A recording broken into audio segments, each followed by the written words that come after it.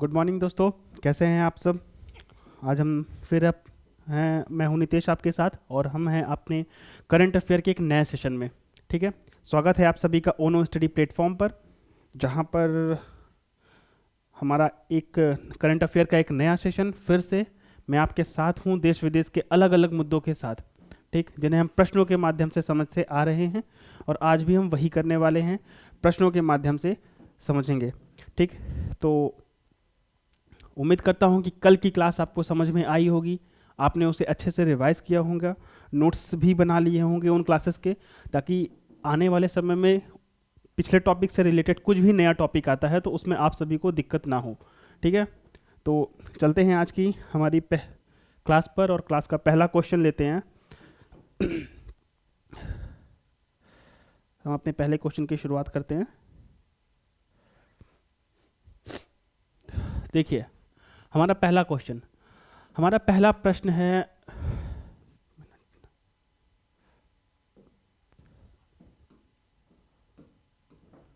हमारा पहला प्रश्न है सूखे के अनुकूलन के लिए क्षेत्रीय कार्य योजना regional plan of action for adaptation drought किस संस्था से संबंधित है। तो सूखे के ये जो क्षेत्रीय कार्य योजना है सूखे के अनुकूलन के लिए है। ठीक है, सूखे को कैसे उसके अनुकूल हम काम करें कि जिससे सूखा जो है वो नियंत्रित रहे, उसे कंट्रोल किया जा सके या फिर उसे रोका जा सके। रोका तो नहीं जा सकता लेकिन कुछ हद तक नियंत्रित किया जा सकता है, ठीक है, कुछ विधियों के द्वारा। तो उसके लिए किस संस्था ने एक क्षेत्रीय कार्य योजना तैयार की है या फिर कौन सी संस्था उस क्षेत्रीय कार्य योजना से संबंधित है। तो इसका ऑप्शन देखिए, आसियान, OECD, यूरोपियन यूनियन या संघाई सहयोग संगठन। कौन सी संस्था इससे संबंधित है ये आपको बताना है। ठीक है, तो इसका सही आंसर क्या होगा, इसका सही आंसर होगा आसियान। तो आसियान, ठीक है, एशिया प्रशांत के लिए संयुक्त राष्ट्र आर्थिक और सामाजिक आयोग। ठीक है, ये एक है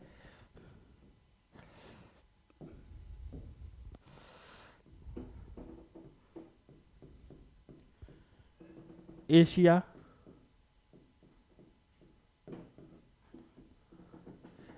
प्रशांत के लिए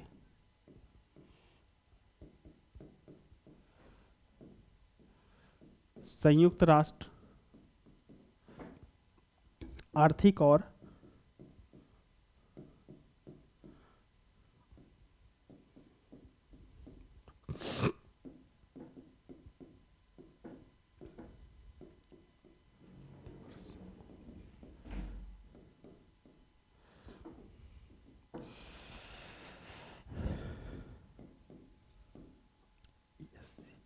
देखो, ये जो एक है एशिया प्रशांत के लिए संयुक्त राष्ट्र आर्थिक और सामाजिक आयोग, मतलब एशिया प्रशांत क्षेत्र जो कि प्रशांत महासागर के क्षेत्र में जो भी हैं और एशिया महाद्वीप में, तो उन सब के लिए यूनाइटेड नेशन की एक संस्था है, यूनाइटेड नेशन का ही है आर्थिक और सामाजिक आयोग, ESCAP। तो इस संस्था ने क्या किया है, तो सूखे के अनुकूलन के लिए आसियान क्षेत्रीय कार्य योजना तैयार की है। ठीक है, आसियान क्षेत्रीय कार्य योजना तैयार की है। आसियान के बारे में दोस्तों पिछली क्लास में हमने डिस्कस किया था कि आसियान क्या है, दक्षिण पूर्व एशिया के 10 देशों का समूह है। ठीक है, अब वो 10 देश आपको कमेंट बॉक्स में बता देने हैं कौन कौन से हैं, और साथ ही साथ पिछली क्लासेस से आपको रिवाइज भी कर लेना है कि आसियान किन किन 10 देशों का समूह है दक्षिण पूर्व एशिया में। ठीक है, ये हमने बताया था पिछली क्लास में। तो देखो, यूनाइटेड नेशंस की जो आर्थिक और सामाजिक आयोग है, इसने सूखे के अनुकूलन के लिए आसियान क्षेत्रीय कार्य योजना को लॉन्च किया है। ठीक है, आसियान क्षेत्रीय कार्य योजना को इसने लॉन्च किया है। ठीक है,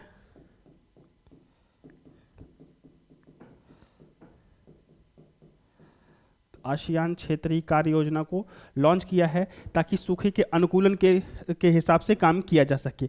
इसके लिए किया क्या गया है, तो 26 उपनीतियां बनाई गई हैं और इसके साथ ही साथ 2021 से 25 तक इन नीतियों को 2000 कार्यान्वित करने के लिए 2021 से 25 तक का समय लिया गया है। ठीक है, कि इतने सालों में योजना जो भी काम होंगे 2021 से 2025 तक, इसके तहत जो भी काम होंगे उन्हें कार्यान्वित किया जाएगा।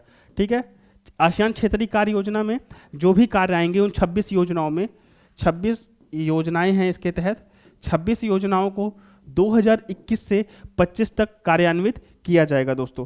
ठीक है, इतना समझ में आ गया होगा। इसमें सिफारिश क्या की गई है कि सूखे के अनुकूलन के हिसाब से हमें कुछ तकनीकी अपनाना, ठीक है, कि कैसे, और फिर उसका फिर प्रभाव का अध्ययन करके उन तकनीकों को अप्लाई करना। देखो सूखे का प्रभाव क्या हो सकता है, अगर सूखा आता है तो किस पे प्रभाव पड़ेगा, जलवायु, मतलब सबसे पहले क्या होगी, जलवायु प्रभावित होगी, कहीं कम वर्षा होगी, कहीं ज़्यादा वर्षा होगी। उसके बाद कृषि प्रभावित होगी, खाद्यान्न संकट उत्पन्न होगा, खाद्यान्न संकट उत्पन्न होगा तो गरीबी उत्पन्न होगी, गरीबी के बाद बीमारी, और इस तरीके की काफ़ी सारी समस्याएं उत्पन्न हो सकती हैं सूखे के कारण। तो इन सभी मुद्दों को ध्यान में रखते हुए सूखे के उपशमन के लिए योजनाएं बनाना और उन्हें तकनीकी रूप से अप्लाई करना, ठीक है, जिसमें सूखा प्रबंधन और क्षेत्रीय और राष्ट्रीय स्तर पर समन्वय संबंधित है। ठीक है, इसमें सूखा प्रबंधन, ड्रॉट मैनेजमेंट करना और क्षेत्रीय और राष्ट्रीय स्तर पर समन्वय बनाना भी शामिल है। तो ये आपको समझ में आ गया होगा कि सूखे के अनुकूलन के लिए क्षेत्रीय कार्य योजना, regional plan for action for adaptation to drought किस संस्था से संबंधित है, तो आसियान से संबंधित है। ठीक है, और एशिया प्रशांत के लिए इसमें काम किसने किया है, तो यूनाइटेड नेशन की एक संस्था है, यूनाइटेड नेशन की ही संस्था है, संयुक्त राष्ट्र आर्थिक और सामाजिक आयोग ने आसियान क्षेत्रीय कार्य योजना तैयार की है आसियान के लिए। ठीक है, जिसमें 26 योजनाएं हैं 2021 से 25 तक के टाइम पीरियड में। इन योजनाओं को क्रमबद्धता मतलब इन योजनाओं को कार्यान्वित किया जाएगा, इन योजनाओं को प्रोसेस में लाया जाएगा। ठीक है, सूखे से निपटने के लिए, साथ ही साथ सूखे की समस्याओं से निपटने और उन्हें प्रभावी रूप से तकनीकी उन पर अप्लाई करने के लिए। ठीक है, समझ में आ गया होगा। चलते हैं अपने अगले प्रश्न की तरफ। तो हमारा अगला प्रश्न है डायबिटीज़ से रिलेटेड है। ठीक, डायबिटीज़ से रिलेटेड। तो देखिए, विश्व मधुमेह दिवस, वर्ल्ड डायबिटीज़ डे 2021 की थीम क्या थी। तो सबसे पहले आप बताएंगे कि वर्ल्ड डायबिटीज़ डे कब मनाया जाता है। ठीक है, वर्ल्ड डायबिटीज़ डे कब मनाया जाता है। ऑप्शन देख लीजिए, अगर मैं इसका दूं, ये मनाया गया था 14 नवंबर या 15 नवंबर या 16 नवंबर। ठीक है, कब मनाया जाता है बताइए जल्दी से, कमेंट बॉक्स में इसका आंसर कीजिए। इसका आंसर कीजिए, वर्ल्ड डायबिटीज़ डे कब मनाया जाता है। तो इसका ऑप्शन देखते हैं, इसकी थीम पूछा है क्वेश्चन में। तो access to diabetes care, diabetes nurses make the difference, और ऑप्शन सी है द फैमिली एंड डायबिटीज़, या फिर इनमें से कोई नहीं। ठीक है, इसकी थीम पूछा है, और थीम मैं पिछले भी वीडियो में भी आपसे कह चुका हूँ पिछली क्लासेस में कि थीम कहीं ना कहीं एग्जाम में पूछ लेता है। ठीक है, और डायबिटीज़ खासतौर से एग्जाम में डायबिटीज़ से रिलेटेड बार बार कुछ ना कुछ क्वेश्चन पूछे जाते रहे हैं। ठीक है, तो इसका सही आंसर होगा एक्सेस टू डायबिटीज़ केयर। ठीक है, मतलब कि मधुमेह की देखभाल तक पहुंच। ठीक है, मधुमेह की देखभाल तक पहुंच हो, तो ये है इसकी थीम। ठीक है, वर्ष 2021 के लिए 14 नवंबर को विश्व मधुमेह दिवस मनाया जाता है, और इसकी थीम थी एक्सेस टू डायबिटीज़ केयर। तो देखो, ये 14 नवंबर को ही क्यों मनाया जाता है। तो 14 नवंबर का जो दिन है, सन 1922 में चार्ल्स हर्बर्ट बेस्ट, एक डॉक्टर था, सन 1922 में चार्ल्स हर्बर्ट बेस्ट, ये नाम आपको याद रख लेना है। इसने इंसुलिन की खोज की थी। ठीक है, इंसुलिन की खोज की थी 1922 में, 14 नवंबर को चार्ल्स हर्बर्ट बेस्ट ने। तो इसलिए 1922 का जो 14 नवंबर की खोज की थी, तो 1922 के 14 नवंबर, तो तब से 14 नवंबर को डायबिटीज़ डे के रूप में घोषित किया गया। इसकी थीम थी एक्सेस टू डायबिटीज़ केयर। ठीक है, थोड़ा सा ये जान लेते हैं कि इंसुलिन क्या होता है। इंसुलिन आपने बायोलॉजी के सेक्शन में पढ़ा होगा कि इंसुलिन क्या होता है। वैसे एक चीज़ और, जो डायबिटीज़ होती है या मधुमेह होता है, ये नॉन कम्युनिकेबल डिजीज़ है, मतलब गैर संचारी रोग है। यह रोग किसी के छूने या फिर साथ बैठने से या छींकने खांसने से नहीं फैलता है। ये आपके शारीरिक दिनचर्या के हिसाब से बिगड़ता है। ठीक है, या फिर आपके ऑर्गन्स जो अग्न्याशय, आपका जो अग्न्याशय होता है, अग्न्याशय, ठीक है, अग्न्याशय सही से काम ना करे, और ये अग्न्याशय जो होता है ये इंसुलिन का श्रावण करता है, मतलब इंसुलिन निकालता है अपने अंदर से। अग्न्याशय जो होता है इंसुलिन निकालता है। अब होता क्या है डायबिटीज़ में कि ये अग्न्याशय जब इंसुलिन की सही मात्रा ना निकाल पाए, सही क्वांटिटी ना निकाल पाए, मतलब या तो ज़्यादा निकाले या तो कम निकाले। अगर ज़्यादा निकालता है तो भी हानिकारक है, अगर कम निकालता है तो भी हानिकारक है। और वैसे इंसुलिन का काम क्या होता है, तो इंसुलिन का काम होता है ब्लड में या फिर बॉडी में शुगर लेवल को मेंटेन रखना। शुगर लेवल को मेंटेन रखना होता है इंसुलिन का काम, ठीक है, शुगर लेवल को मेंटेन करना।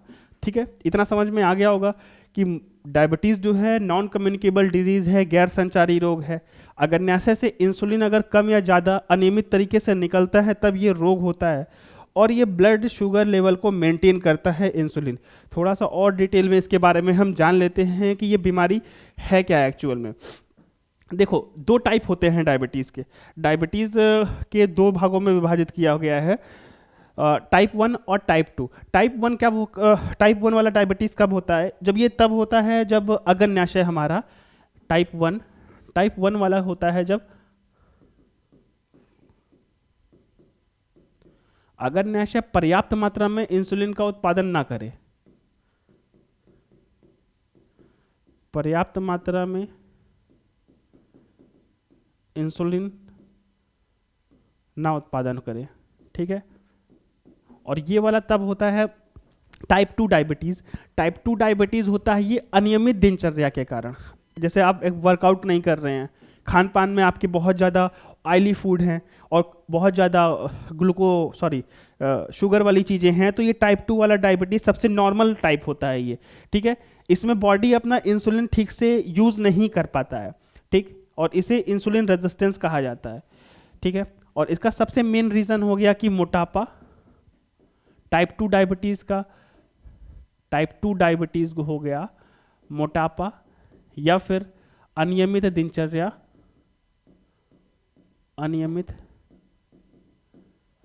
और ये सबसे कॉमन है, ठीक है, ये सामान्य है, ये सामान्य डायबिटीज़ है।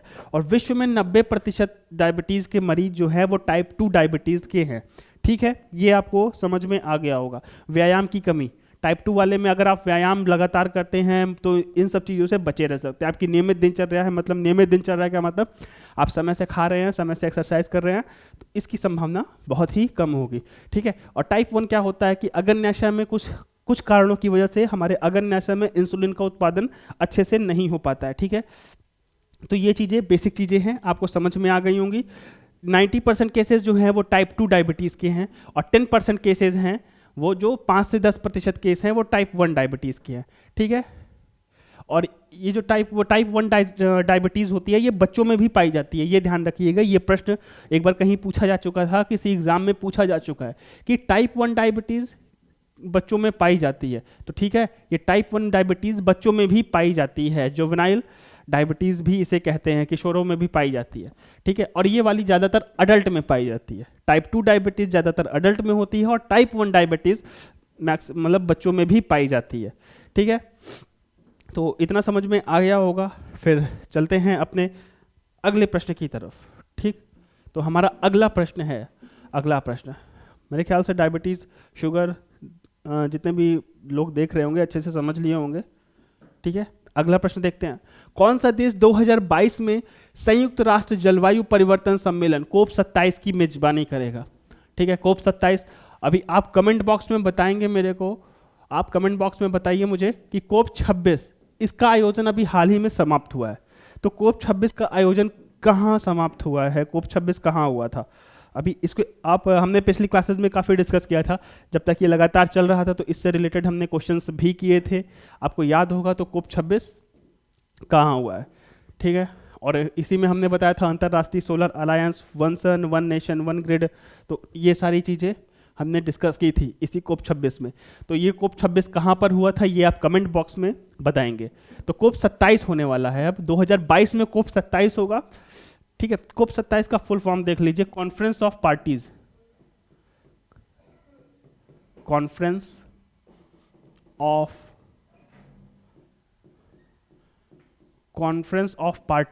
मतलब अलग अलग, मतलब जितने भी देश हैं इस सम्मेलन में साथ हैं, ठीक है। यूनाइटेड नेशन के जलवायु परिवर्तन सम्मेलन में जितने भी देश हैं उन सभी के देशों के प्रमुखों के साथ ये बैठक की जाएगी, देशों के प्रमुख के साथ ये बैठक की जाती है, तो इसका फुल फॉर्म है कॉन्फ्रेंस ऑफ पार्टीज, ठीक है, पक्षकारों का सम्मेलन। और ये कोप 26 हुआ था अभी, इसे आपको कमेंट बॉक्स में बताना है। और कोप 27 कहाँ होगा? ऑप्शन देखिए, मिस्र में या संयुक्त अरब अमीरात में या ईरान में या भारत में। इसका सही आंसर होगा इजिप्ट या मिस्र में होगा 2022 में कोप 27, ठीक है। और वहीं अगर बात करें तो कोप 28 होगा 2023 में यूएई में, ठीक है। 2023 में यूएई में होगा। ये आपको नोट कर लेने हैं, एग्जाम में पूछे जा सकते हैं, क्योंकि ये दोनों पहले से ही प्लेस डिसाइड कर दिए गए हैं अगर कोई आपदा नहीं आती है तब तक के लिए, ठीक है। कोप 27 कहाँ पर है? मिस्र में है। कोप 28 संयुक्त अरब अमीरात में है, ठीक है। 2023 में होगा कोप 28। अगला प्रश्न देखते हैं। समझ में आ गया होगा पिछला प्रश्न, पिछला क्वेश्चन के साथ एक्सप्लेनेशन भी समझ में आ गया होगा। चलते हैं अगले प्रश्न की तरफ।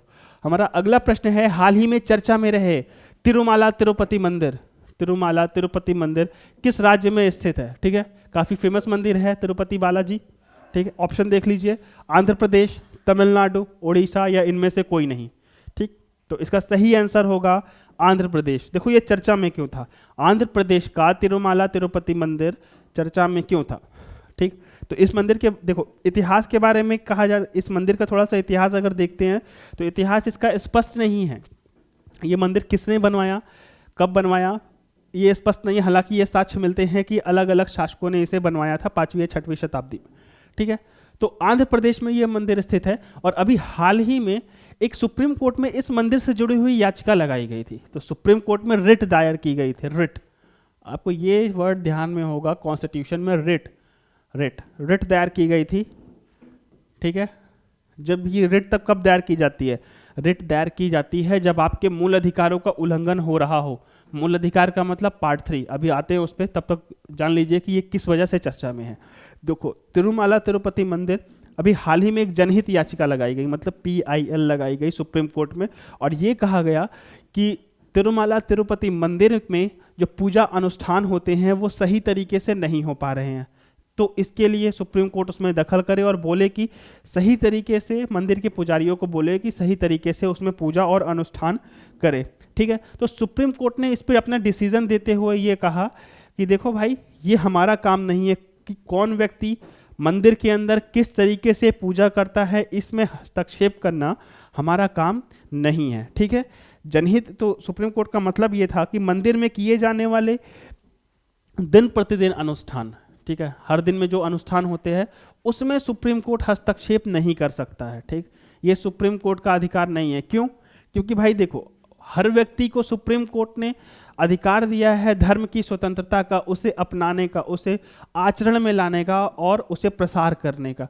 तो वो यार घर के अंदर बैठ करके या फिर मंदिर के अंदर अपने उस स्थान पर बैठ करके जहाँ पे पूजा करनी है, वो किस तरीके से पूजा करता है यह उसका विषय है, ठीक है। तो ये रिट दायर की गई थी कि वहाँ पर सही से पूजा और अनुष्ठान नहीं हो रहा है।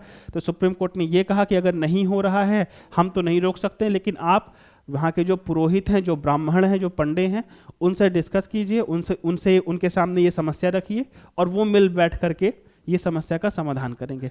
और इसमें हमारा इम्पॉर्टेंट चीज़ ये है कि ये मंदिर कहाँ पर था, और दूसरा चीज़, ये जो जनहित याचिका दायर की गई, ये दायर की गई थी अनुच्छेद 32 के तहत, आर्टिकल 32, अनुच्छेद 32, जिसे संविधान की आत्मा भी कहा गया है, ठीक है। संविधान की आत्मा,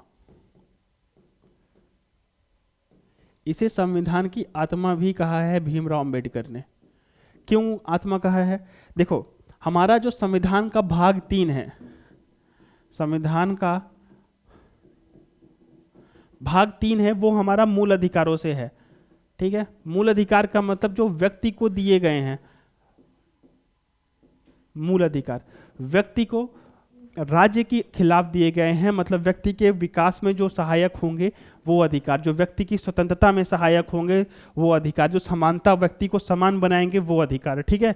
तो मूल अधिकार एक ऐसे अधिकार है जो राज्य के खिलाफ किसी नागरिक को दिए गए हैं, भारत के नागरिकों को दिए गए हैं। तो ये भाग 3 में है। तो ये मूल अधिकार हमारे पढ़ते हैं 12 से लेकर 35 में, ठीक है। और यदि इन मूल अधिकारों का कहीं पे भी उल्लंघन होता है, ठीक है, समझ रहे हो इस बात को, यदि इन मूल अधिकारों का उल्लंघन होता है तो उस मूल अधिकारों को लागू करवाने के लिए अगर कहीं से भी अगर मूल अधिकारों का उल्लंघन होता है तो मूल अधिकारों के प्रवर्तन मतलब लागू करवाने के लिए सीधे आप अनुच्छेद 32 के तहत रिट दायर कर सकते हैं सुप्रीम कोर्ट या हाई कोर्ट में, ठीक है। और ये रिट 5 तरीके की होती हैं। रिट जो होती हैं यहां पर 5 टाइप्स की है, ठीक है। आर्टिकल 32 के तहत आप सीधे सुप्रीम कोर्ट जा सकते हैं और आर्टिकल 226 के तहत आप सीधे हाई कोर्ट जा सकते हैं, ठीक है। तो ये 5 टाइप की जो रिट होती हैं ये एग्जाम में पूछी जा चुकी हैं। 5 टाइप की रिट कौन कौन सी हैं हिंदी में जान लेते हैं। तो हिंदी में अगर आप देखिए, बंदी प्रत्यक्षीकरण, दूसरा है परमादेश,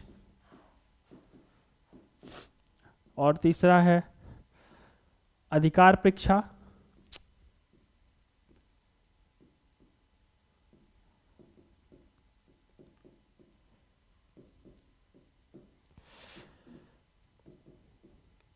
फिर प्रतिषेध, और है आखिरी उत्प्रेषण, ठीक है। ये 5 रिट होती हैं। तो ये एग्जाम में पूछी जा चुकी हैं। साथ ही साथ इसका इंग्लिश मीनिंग भी, मतलब इंग्लिश नाम भी पूछा जा चुका है। तो इसे बोलते हैं हैबियस कॉर्पस। हैबियस कॉर्पस, और परमादेश को बोलते हैं मैंडामस,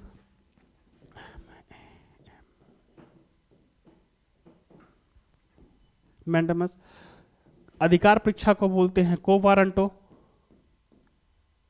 मतलब किस अधिकार से। प्रतिषेध को बोलते हैं प्रोहिबिशन,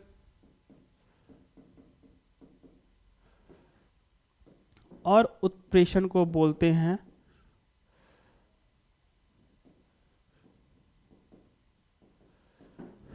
शक्योरी।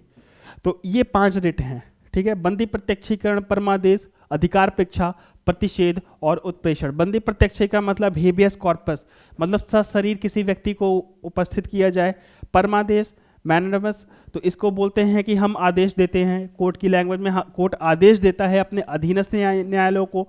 फिर ये अधिकार परीक्षा, किस अधिकार से, ये को वारंटो, मतलब किसी व्यक्ति ने किसी काम को, या फिर सरकारी अधिकारी या अर्ध न्यायिक संस्था ने किसी व्यक्ति को किस अधिकार से किया, ये पूछा जाता है। प्रतिषेध प्रोहिबिशन, प्रोहिबिट मतलब प्रतिबंधित करना, रोक देना किसी को। अगर कोई अधीनस्थ न्यायालय है, वो एक फैसला देने जा रहा है जो उसके दायरे से बाहर है, तो वहां पर कोर्ट उसे रोक सकता है फैसला देने से पहले ही। और उत्प्रेषण सर्शियोरी, तो इसका मतलब होता है कि अगर फैसला दिया जा चुका है अधीनस्थ न्यायालय के द्वारा जो उसके अधिकार क्षेत्र से बाहर था, तो उसे सुप्रीम कोर्ट उस फैसले को बदल सकता है, ठीक है। उसे अपने पास मंगाएगा और उसे बदल सकता है। तो ये 5 टाइप की रिट आर्टिकल 32 के तहत सुप्रीम कोर्ट में और अनुच्छेद 226 के तहत सीधे हाई कोर्ट में दायर की जा सकती है, ठीक है। न्यायालयों को रिट अधिकार क्षेत्र दिए गए हैं संविधान में। तो ये आपको 2 चीजें इसमें याद रखनी है, आर्टिकल 32 के तहत सुप्रीम कोर्ट, अनुच्छेद 226 के तहत हाई कोर्ट में। और हमने रिट की बात की तो 5 टाइप के रिट हैं। किस भाग में हैं? ये भाग 3 में पढ़ते हैं, आर्टिकल 32, और ये भाग 3 में है, ठीक है। 5 तरीके की रिट है, बंदी प्रत्यक्षीकरण, परमादेश, अधिकार परीक्षा, प्रतिषेध और उत्प्रेषण। एक बार पीसीएस के एग्जाम में ये सारे हिंदी दे करके इधर इंग्लिश का मैच करने के लिए दे दिया था, इसका इंग्लिश नाम दे करके सामने हिंदी नाम मैच करने के लिए दे दिया था, आई थिंक पीसीएस 2017 के, यूपी पीसीएस 2017 में, ठीक है। इतना समझ में आ गया होगा, ये सारी रिट आपको समझ में आ गई होगी। ये जो हमारी रिटें हैं ये मूल अधिकारों की संरक्षा के लिए बनाई गई हैं। अगर मूल अधिकारों में से हमारे 14 से लेकर के 35 तक भी कोई भी मूल अधिकार का हनन होता है तो उसके लिए हम सीधे सुप्रीम कोर्ट या हाई कोर्ट जा सकते हैं। और यहाँ पे एक इंटरेस्टिंग बात ये है कि आर्टिकल 32 के तहत सुप्रीम कोर्ट का दायरा हाई कोर्ट के दायरे से थोड़ा सा कम है। मतलब इसका कम होने का मतलब निगेटिव सेंस में मत लीजिए कि अगर कोई व्यक्ति, किसी व्यक्ति के मूल अधिकारों का उल्लंघन होता है तो वो अनुच्छेद 32 के तहत सीधे सुप्रीम कोर्ट जाएगा और सुप्रीम कोर्ट उसे कोई अन्य बात ना बताकर सीधे एक्शन लेगा अनुच्छेद 32 के तहत उन 5 रिटों पर, ठीक है। और वहीं हाई कोर्ट में अगर कोई व्यक्ति जाता है तो हाई कोर्ट क्या कर सकता है कि हाई कोर्ट अनुच्छेद 32 के अलावा अन्य उपायों को भी सुझाव देगा, लेकिन सुप्रीम कोर्ट ऐसा नहीं कर सकता। इसीलिए कहा जाता है कि रिट के मामले में हाई कोर्ट का दायरा सुप्रीम कोर्ट से थोड़ा सा ज़्यादा बड़ा है, ठीक है, रिट के मामले में, लेकिन सुप्रीम कोर्ट जो है सीधे पॉइंट पर आता है। ठीक, इतना समझ में आ गया होगा, ये शॉर्ट फॉर्म में था, ये हमने आपको डिस्कस कर दिया, समझ में आया होगा रिट के बारे में। बाकी पॉलिटी की क्लास चल रही थी तो उसमें आपने अच्छे से समझ लिया होगा, ठीक है। साथ ही साथ अगर ये देखा जाए तो ये अधिकार जो है वैसे नॉर्मली निलंबित नहीं किया जा सकता है, लेकिन आपातकाल के दौरान अनुच्छेद 32 के तहत रिट दायर करने का अधिकार निलंबित हो जाता है, अगर किसी भी अगर इमरजेंसी लगी हुई है 352, 356 और 360 के तहत, ठीक है। ये सारी चीज़ें आपने पॉलिटी में देख ली होंगी और आई होप कि ये आपको समझ में आ गया होगा, ठीक है। वैसे एक चीज़ और इसमें बता दें कि मूल अधिकारों के रक्षक के रूप में किसे जाना जाता है। अगर क्वेश्चन करे कि मूल अधिकारों का रक्षक कौन है,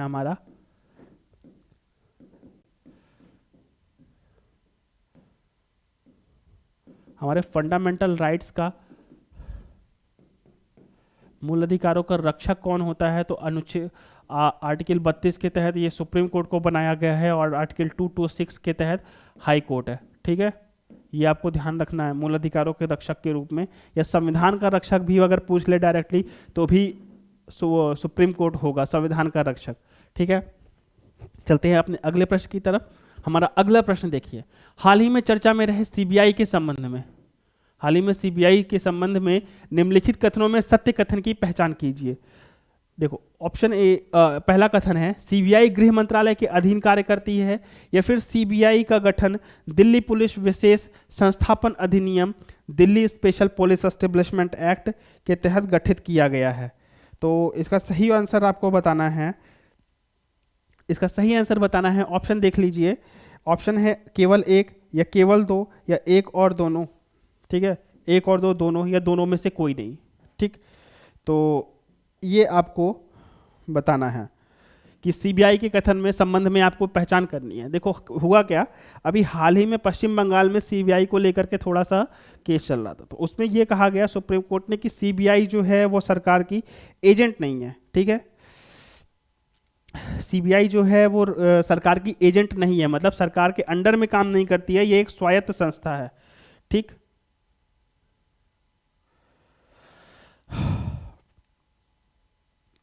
एक मिनट दोस्तों,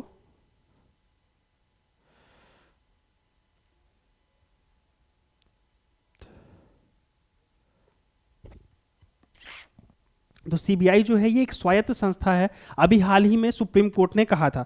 तो इसके बारे में अगर हम बात करें तो देखो ऑप्शन ए दे रहा है सीबीआई गृह मंत्रालय के अधीन कार्य करती है, और ऑप्शन डी दे रहा है, ऑप्शन बी दे रहा है कि सीबीआई के अधिकार एवं कार्य क्षेत्र दिल्ली पुलिस विशेष स्थापना अधिनियम 1946 से परिभाषित हैं, ठीक है। तो सबसे पहले थोड़ा जान लेते हैं कि सीबीआई बना किस लिए था। देखो 1941 के समय में जब हम आज़ाद नहीं हुए थे तो 1941 के समय में एक दिल्ली पुलिस विशेष स्थापना अधिनियम लाया गया था, जिसके तहत सीबीआई का गठन किया गया था, ठीक है। पहले इसे जब इसका गठन किया गया था तो ये गृह मंत्रालय के अधीन आता था पहले, ठीक है, ये पहले ये गृह मंत्रालय के अधीन था, ठीक। बाद में जब इसका गठन किया गया, और हाँ एक चीज और, इसका गठन किया गया था सांथनम समिति, आज़ादी के बाद इसे पुनर्गठित किया गया, एक समिति बनाई गई सांथनम समिति। तो सांथनम समिति की सिफारिशों के आधार पर सीबीआई का गठन किया गया था, पुनर्गठित किया गया आज़ादी के बाद, और उसके बाद जब ये बनाया गया था तो 1963 में सांथनम समिति की सिफारिशों पर 1963 में गृह मंत्रालय के अधीन इसे कार्य दिया गया, लेकिन बाद में इसे कार्मिक एवं प्रशिक्षण मंत्रालय के अधीन कर दिया गया, कार्मिक एवं प्रशिक्षण विभाग,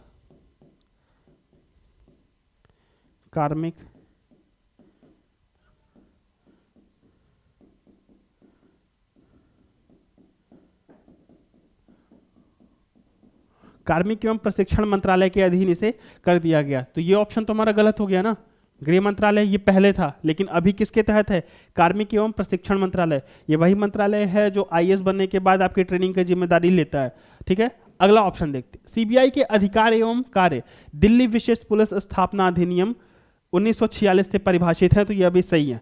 ये मैंने अभी आपको बताया कि सीबीआई की जो स्थापना की गई थी दिल्ली विशेष पुलिस अधिनियम 1941 के तहत की गई थी, बाद में इसे पुनर्गठित किया गया, तो दिल्ली विशेष पुलिस स्थापना अधिनियम 1946 बनाया गया। तो ठीक है, तो ये दूसरा ऑप्शन सही है कि सीबीआई को शक्ति कहाँ से मिलती है, सीबीआई को शक्ति मिलती है दिल्ली विशेष पुलिस अधिनियम 1946 से। तो ये आपको समझ में आ गया होगा, ठीक है। हालांकि सीबीआई एक ऐसी संस्था बन गई है जिसको लेकर के केंद्रों और राज्यों के बीच में विवाद होते रहे हैं, ठीक है। कार्मिक और तो इतनी चीज़ें आपको समझ में आ गई होंगी, किस मंत्रालय के तहत आता है और इसे शक्तियाँ किसके तहत मिलती हैं, ठीक। तो एक मिनट, कार्मिक पेंशन, ये इस मंत्रालय का पूरा नाम है, कार्मिक पेंशन एवं लोक शिकायत मंत्रालय, ठीक है। तो इसके तहत कार्मिक पेंशन एवं लोक शिकायत मंत्रालय, शॉर्ट फॉर्म में आप कार्मिक मंत्रालय याद कर सकते हैं, कार्मिक एवं पेंशन मंत्रालय। तो ये चीज़ें आपको याद हो गई होंगी। और सीबीआई का जो काम है वो भ्रष्टाचार की जांच कर सकती है, अपराध की जांच कर सकती है, धोखाधड़ी के मामलों की जांच कर सकती है, ऐसे ही करके इसे बहुत सारे अधिकार दिए गए हैं, लेकिन ये केंद्र और राज्यों के बीच तनाव का कारण बनती है। तो आपको ये समझ में आ गया होगा, पहला ऑप्शन सीबीआई गृह मंत्रालय के अधीन कार्य करती है, नहीं, सीबीआई जो कार्य करती है कार्मिक पेंशन एवं लोक शिकायत मंत्रालय के अधीन। और जो सीबीआई के अधिकार क्षेत्र हैं ये दिल्ली पुलिस के आता है, दिल्ली पुलिस से परिभाषित है। तो इसका ऑप्शन 2 सही है, ठीक है, ऑप्शन इसका केवल 2 सही होगा, ठीक है, दिल्ली विशेष पुलिस संस्थापन अधिनियम। और जो ये कार्मिक पेंशन एवं लोक शिकायत मंत्रालय है ये सीधे पीएमओ को रिपोर्ट करता है, ठीक है, पीएमओ ऑफिस में। अगला प्रश्न देखते हैं, हाल ही में तेलंगाना के पोचमपल्ली गांव को सर्वश्रेष्ठ पर्यटन गांव का पुरस्कार किस संस्था के द्वारा प्रदान किया गया है। पोचमपल्ली कहां पर है, तेलंगाना में, ये आपको याद रखना है। गांव का नाम है पोचमपल्ली और है कहां पर, तेलंगाना में। तो किस संस्था ने इसे सर्वश्रेष्ठ गांव, विश्व का सर्वश्रेष्ठ गांव का पुरस्कार मिला है। ऑप्शन देखिए, United Nation, World Tourism Organization, UNESCO, विश्व आर्थिक मंच, इनमें से कोई नहीं। तो इसका सही ऑप्शन होगा यूएनडब्ल्यूटीओ। यूएनडब्ल्यूटीओ ने पोचमपल्ली को सर्वश्रेष्ठ पर्यटन गांव का पुरस्कार दिया गया है, ठीक है। यूएनडब्ल्यूटीओ की महासभा की 24वीं बैठक हो रही है, तो वहां पर यह निर्णय लिया गया। भारत से 3 गांवों के नाम दिए गए थे, तो उनमें से पोचमपल्ली तेलंगाना का है, वहां पे दिया गया। इसके पहले तेलंगाना को यूनेस्को ने भी कोई अवार्ड दिया था, अगर आपको याद हो तो। तेलंगाना का एक मंदिर है यूनेस्को का, रामप्पा मंदिर, याद हो तब, अगर ये कुछ दिन पहले की बात है, आपने पढ़ा होगा रामप्पा मंदिर। तो इस मंदिर को यूनेस्को ने विश्व विरासत सूची में शामिल किया, ठीक है, वर्ल्ड हेरिटेज लिस्ट में शामिल किया था, तेलंगाना में ही है। तो अभी पोचमपल्ली फिर से चर्चा में है, इसे विश्व का सर्वश्रेष्ठ गांव मतलब सर्वश्रेष्ठ गांव का अवार्ड दिया गया, ठीक है। और इसका मतलब किस लिए दिया गया था, देखो, सर्वश्रेष्ठ गांव इसलिए ताकि ग्रामीण पर्यटन, हमारे जो ग्रामीण मंत्रालय है वो एक पर्यटन नीति बना रहा है कि पर्यटन हमारे गांवों में हो, ताकि ग्रामीण विकास, हमारा गांवों में पर्यटन होगा तो उससे क्या होगा, ग्रामीण विकास बढ़ेगा हमारा। ग्रामीण विकास के साथ साथ वहाँ पर जो क्षेत्रीय स्तर पर या स्थानीय स्तर पर जो कलाएं हैं, जो भी कला है उस गांव में वो बढ़ेगी। साथ ही साथ वहाँ पर अगर कोई मंदिर है, टूरिज्म है, तो वो भी बढ़ेगा, वहाँ का शिल्प पुनर्जीवित होगा, ताकि इन सब को मिला करके ओवरऑल कि ग्रामीण अर्थव्यवस्था को बढ़ावा देना, ठीक है। और ये गांव जो है अपनी साड़ियों के लिए फेमस है, पोचमपल्ली जो गांव है ये अपनी साड़ियों के लिए फेमस है। पोचमपल्ली में अपनी सिल्क की साड़ियाँ बनती हैं, उनके लिए फेमस है, और इसे सिल्क सिटी के रूप में भी जाना जाता है। पोचमपल्ली को भारत की सिल्क सिटी कहा जाता है, भारत की सिल्क सिटी के रूप में भी जाना जाता है। और एक चीज और बता दूं कि ये जो साड़ियां बनती हैं ये इकत शैली होती है। एक ये चीज आपको याद रखनी है कि इकत शैली है, इस इकत शैली में ये साड़ियां बनाई जाती हैं, और इस इकत शैली को जीआई टैग दिया जा चुका है, ठीक है, जीआई टैग दिया जा चुका है इस इकत शैली को, ठीक है। अभी हमने पिछले क्लास में चर्चा की थी कि जीआई टैग अभी किस चीज़ को मिला है, किसी चीज़ को जीआई टैग दिया गया था, तो हमने उसकी चर्चा की थी, ठीक है। तो आपको ये इकत शैली याद रखनी है, साड़ियाँ। जीआई टैग का मतलब हमने समझाया था पिछले क्लास में, हमने डिस्कस किया था कि जीआई टैग क्या होते हैं। किसी विशेष भौगोलिक क्षेत्र में किसी विशिष्ट व्यक्ति या किसी विशिष्ट समुदाय के द्वारा, या फिर कोई मतलब ऐसा लोगो जो मतलब किसी के पास ना हो, वो केवल उसी स्पेशली एरिया में पाया जाता है। जैसे एग्जांपल के तौर पे दार्जिलिंग की चाय होती है, दार्जिलिंग के एरिया में ही पाई जाती है। बासमती राइस है तो कुछ एक खास एरिया में उगाया जाता है। अब जैसे ये पोचमपल्ली की साड़ी है तो इकत शैली में जो बनाई जाती है ये पोचमपल्ली में ही बनती है। अलीगढ़ में जो ताले बनते हैं उन्हें जीआई टैग दिया गया है। तो इस तरीके की चीज़ें जो विशिष्ट भौगोलिक स्थान से संबंधित होते हैं तो जीआई टैग दिया गया है, दिया जा चुका है इकत शैली को।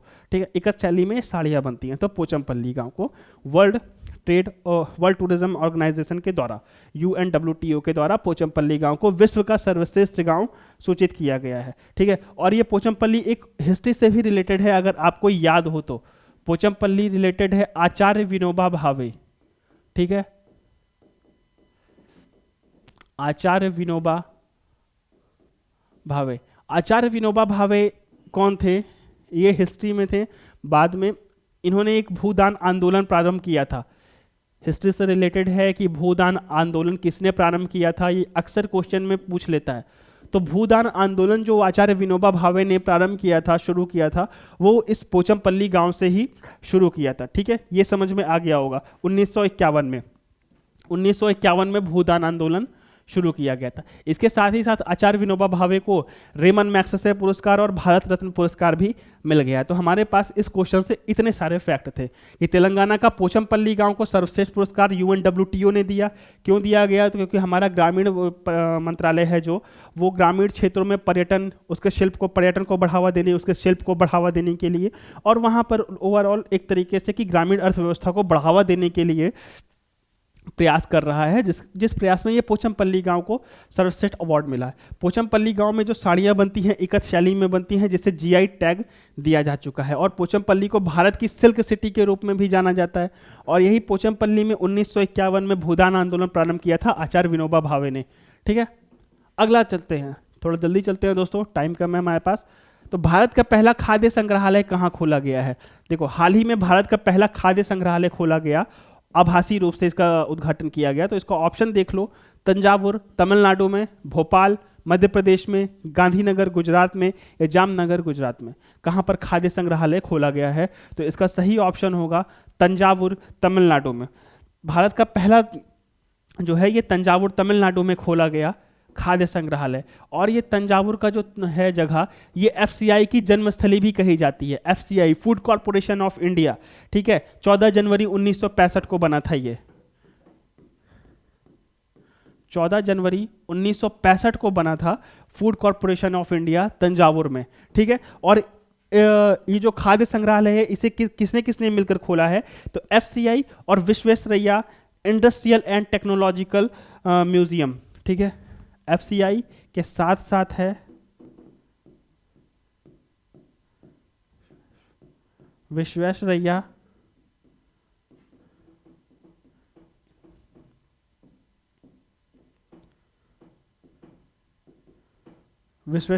Industrial and technological museum.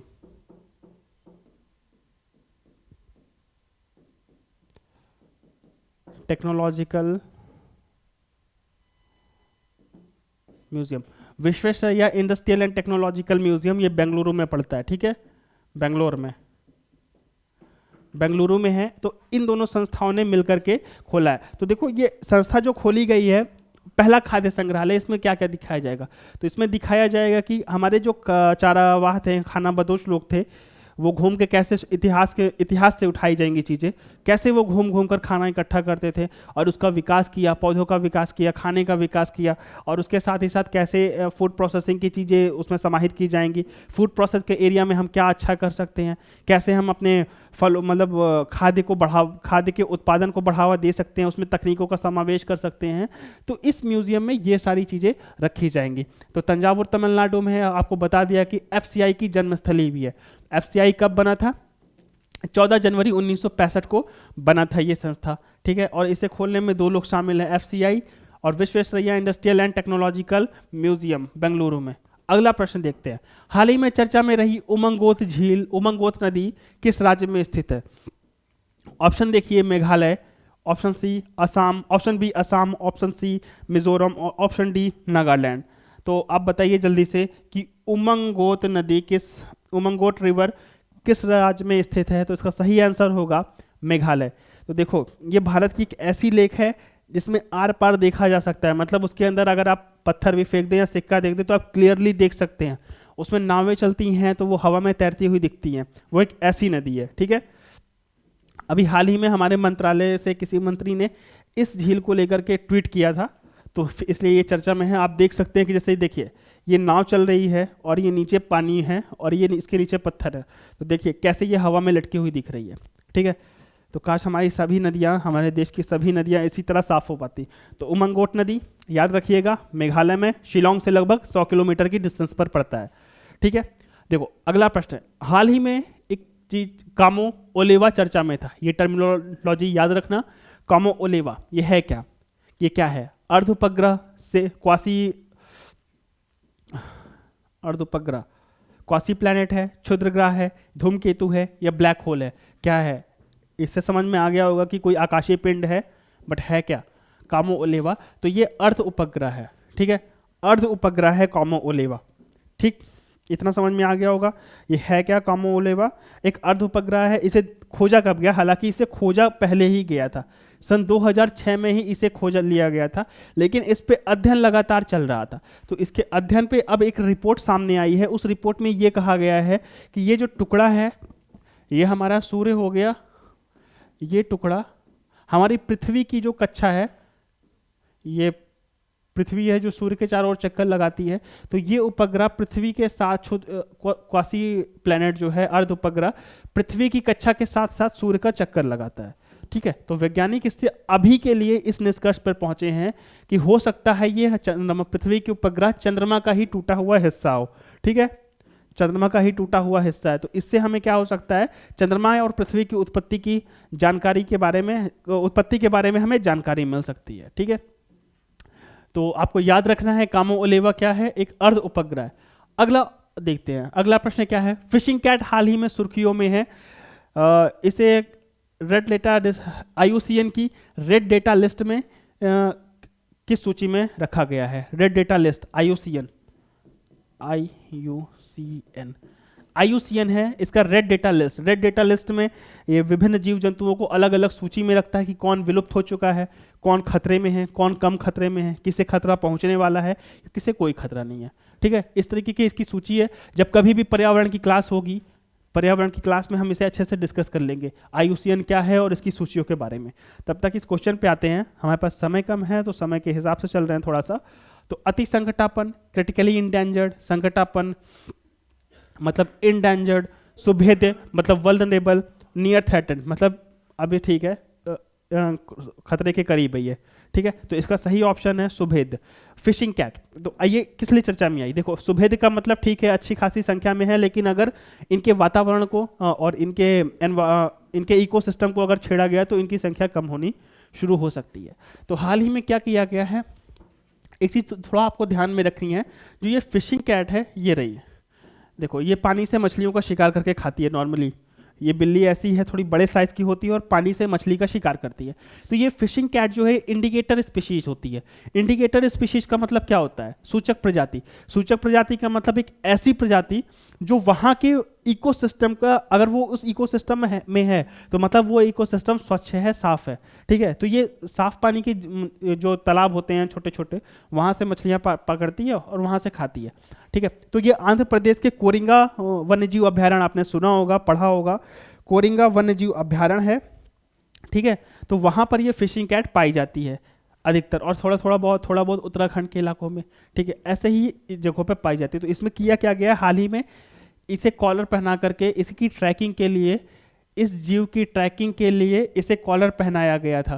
तो इसलिए ये चर्चा में है और IUCN की सुभेद्य लिस्ट में है। और अगर बात करें कि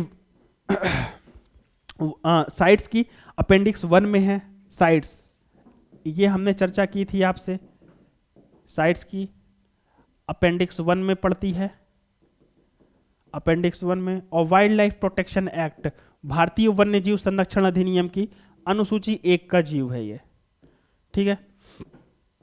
अनुसूची 1 का जीव है। तो इतनी चीजें आपको ध्यान में रखनी है फिशिंग कैट के बारे में। अगला प्रश्न देखते हैं। 82वां अखिल भारतीय पीठासीन अधिकारी सम्मेलन का उद्घाटन कहाँ किया जाएगा? 82वां अखिल भारतीय पीठासीन अधिकारी का उद्घाटन अधिकारियों की बैठक का उद्घाटन कहाँ किया जाएगा? तो इसका ऑप्शन देखिए, शिमला, देहरादून, भोपाल, चेन्नई। ठीक है, बताइए इसका आंसर क्या होगा? इसका आंसर क्या होगा? तो इसका सही आंसर होगा देहरादून। ठीक है, देहरादून में। तो अखिल भारतीय पीठासीन अधिकारी सम्मेलन, all India presiding officer conference का उद्घाटन कहाँ पर किया जाएगा? तो इसका उद्घाटन किया जाएगा देहरादून में। ठीक है, तो ये जो 82वां सम्मेलन है सबसे पहले 1921 में आयोजित किया गया था। 1921 में ये सम्मेलन आयोजित किया गया था। इसमें जो भी सभी राज्यों की विधानसभाओं, जिन राज्यों में विधान परिषद है वहां की विधान परिषदें, विधान परिषद जहां जहां पर है, राज्यसभा और लोकसभा के जो अध्यक्ष होंगे, ठीक है, लोकसभा के अध्यक्ष होंगे सभी राज्यों के, सभी राज्यों की विधानसभाओं के, राज्यसभा और लोकसभा के अध्यक्ष और विधान परिषदों के अध्यक्ष इस बैठक में शामिल होंगे। 82वीं बैठक थी, सबसे पहली बैठक जो थी वो 1921 में की गई थी। ठीक है, और कहाँ पर हो रही है? तो ये हो रही है शिमला में। अगला प्रश्न देखते हैं। भारत में दक्षिण एशिया की महिलाओं को sector professional network women power sector professional network we power partnership forum किसके द्वारा लॉन्च किया गया? तो इसमें देखिए, Asian development bank, world bank या ए और बी दोनों, या दोनों में से कोई नहीं। तो ये किसके द्वारा लॉन्च किया गया है? तो ये एशियन डेवलपमेंट बैंक और वर्ल्ड बैंक दोनों के द्वारा लॉन्च किया गया है। देखो, पावर सेक्टर में महिलाओं की भागीदारी से संबंधित है ये पावर। इसमें लिखा भी है कि पावर सेक्टर प्रोफेशनल नेटवर्क मतलब ऊर्जा के क्षेत्र में महिलाओं का योगदान या लैंगिक असमानता कितनी कम हुई है उसके संबंधित है। तो ये पार्टनरशिप फोरम एडीबी और वर्ल्ड बैंक के द्वारा लॉन्च किया गया है। अगर आपने सुना हो कि सर्ब नाम का एक संस्था है एसईआरबी, ये महिलाओं, खासकर महिलाओं के लिए एक पुरस्कार भी आयोजित कराती है। सर्ब नाम की एक संस्था है जो कि महिला वैज्ञानिकों को बढ़ावा देती है। वैसे ही ये उससे भी रिलेटेड है। ठीक है, तो महिला वैज्ञानिक जो भी हैं और जो भी महिलाएं हैं ऊर्जा क्षेत्र में, जैसे हमारे यहाँ ऊर्जा निर्माण की जो भी कंपनियां हैं उनमें महिला वैज्ञानिकों या महिलाओं का कितना योगदान है उसको चिन्हित करने के लिए एक फोरम बनाया गया है एशियन डेवलपमेंट बैंक और वर्ल्ड बैंक के द्वारा। अब थोड़ा सा इनके बारे में भी जान लेते हैं कि एशियन डेवलपमेंट बैंक और वर्ल्ड बैंक क्या है। तो एशियन डेवलपमेंट बैंक है, ये क्षेत्रीय विकास बैंक है। ठीक है, क्षेत्रीय विकास बैंक है। और इसमें शामिल कौन कौन है? इसमें एशिया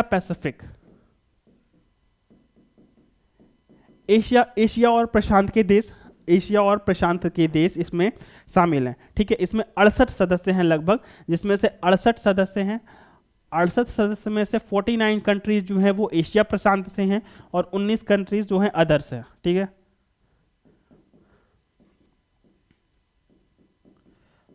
49 कंट्रीज एशिया पैसिफिक से हैं और 19 देश अलग देशों से हैं। तो इसमें क्वेश्चन एक बार ये पूछा गया था कि एशियन डेवलपमेंट बैंक में, एशिया विकास बैंक में केवल एशिया के देश शामिल हैं? तो नहीं, एशिया और प्रशांत महासागर में जो भी देश आते हैं एशिया प्रशांत क्षेत्र में वो देश शामिल हैं। ठीक है, और इसकी स्थापना की गई थी 1966 में।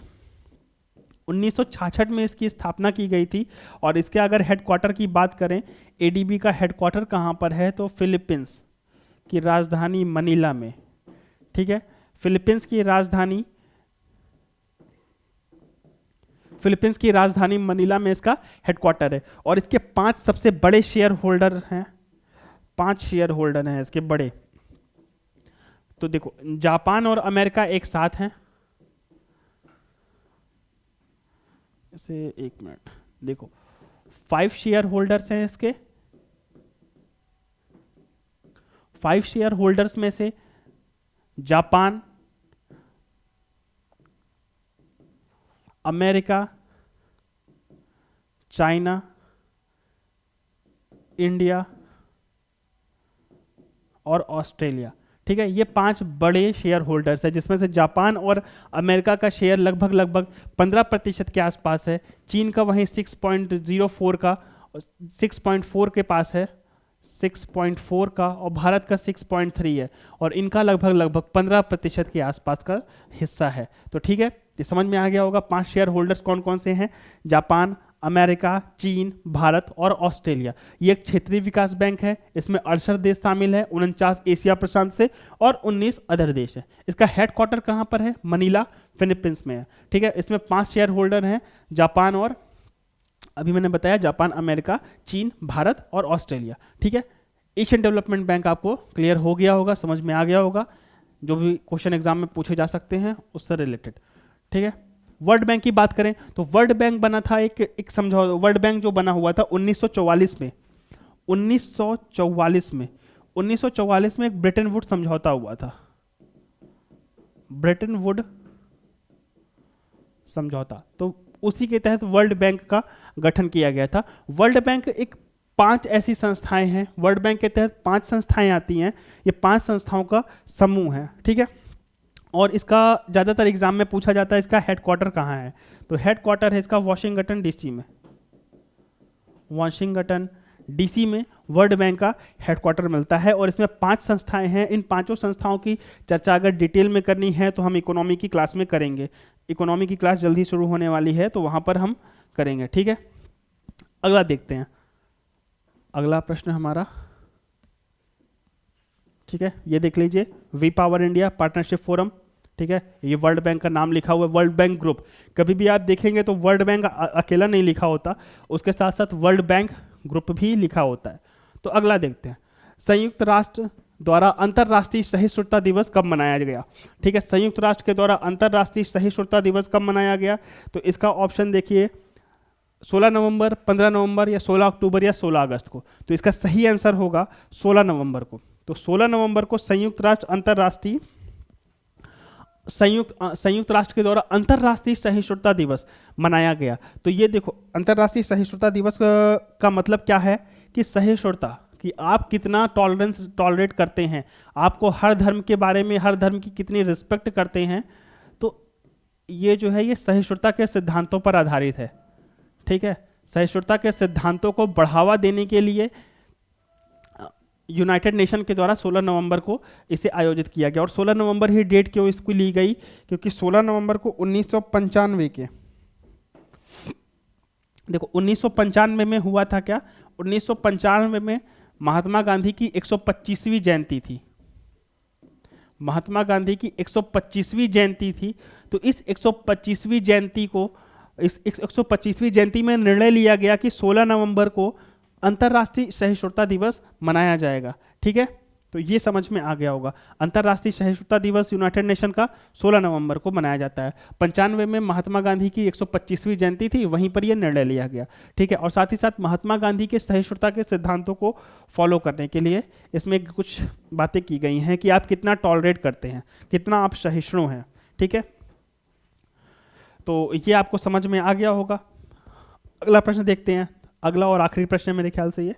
तो दुआरे राशन योजना किस राज्य सरकार के द्वारा प्रारंभ की गई है? दुआरे राशन योजना अभी हाल ही में प्रारंभ की गई है, आपको ऑप्शन देख के बताना है, पश्चिम बंगाल, आंध्र प्रदेश, ओडिशा या बिहार। तो इसका सही आंसर क्या होगा दोस्तों? इसका सही आंसर होगा पश्चिम बंगाल। पश्चिम बंगाल ने दुआरे राशन योजना शुरू की है। ठीक है, दुआरे राशन मतलब अब जो घर घर पे जाकर ही राशन दिया जा सकेगा पीडीएस सिस्टम के तहत। ठीक है, पीडीएस पब्लिक डिस्ट्रीब्यूशन सिस्टम। ठीक है, ये वन लाइनर फैक्ट था, ऐसे डायरेक्ट पूछा जा सकता है कि दुआरे राशन योजना किस राज्य सरकार ने प्रारंभ की है? तो पश्चिम बंगाल। ठीक है, बाकी जो समझाने वाली चीज़ें थी आज हमने डिटेल में उसे कवर किया है। तो उम्मीद करता हूँ कि आज की क्लास आपको समझ में आ गई होगी अच्छे से। आप इसका नोट्स बना लीजिएगा, तब तक आप रिवाइज करते रहिए और चैनल को लाइक कीजिए, सब्सक्राइब कीजिए। ठीक है, मिलते हैं अपनी अगली क्लास में। Thank you.